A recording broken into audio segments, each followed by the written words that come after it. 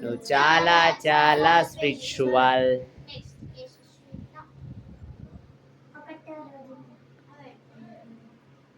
కనపడడు. దేవుడు ఎక్కడ ఉంటాడు తెలుసా? ఎక్కడ ఉంటాడు నాన్న? ఆకాశం ఉంటాడా?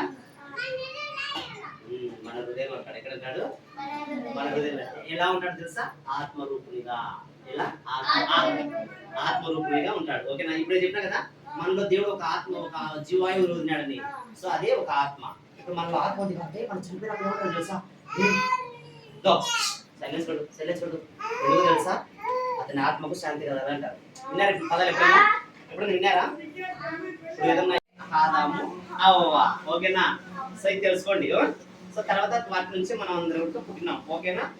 ఓకేనా? అర్థమైందా? ఇప్పుడు నేను ఉన్నాను, నాకు ఎవరు పుట్టినారు చెప్పండి? ప్రేమ పుట్టాను. ఓకేనా? ప్రేమ ఏం కావాలి మనకు? తెలివి కావాలి. ఓకేనా? ఆ తెలివి అనేది మనకు లేదు అంత ముందు.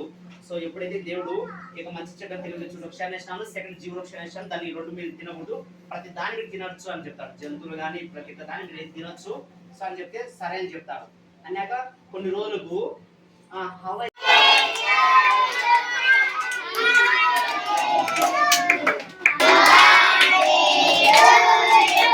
Happy birthday to you, happy birthday to you Pavani, may God bless to you. Okay నాన్న, థ్యాంక్ యూ. ఒక చిన్న ఇంతవరకు నీ సజీవ రెక్కల్లో నిలిపినందుకు నీకు వందనాలు.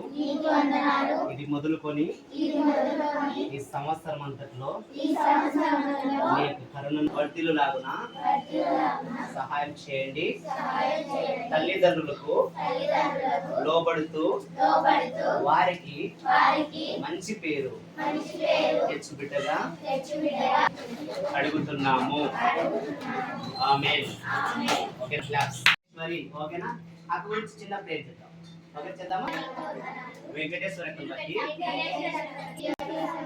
నీ కాపుదలను దయచేసినందుకు నీకు వందనాలు. ఇదిగోనైనా ముందున్నటువంటి సంవత్సరం అంతట్లో నీ కాపుదలు దయచేయండి. మనుషుల దయందును నీ దయందును ఎదుగుచు తల్లిదండ్రులకు మంచి పేరు తెచ్చు బిడ్డగా. ఆమేన్.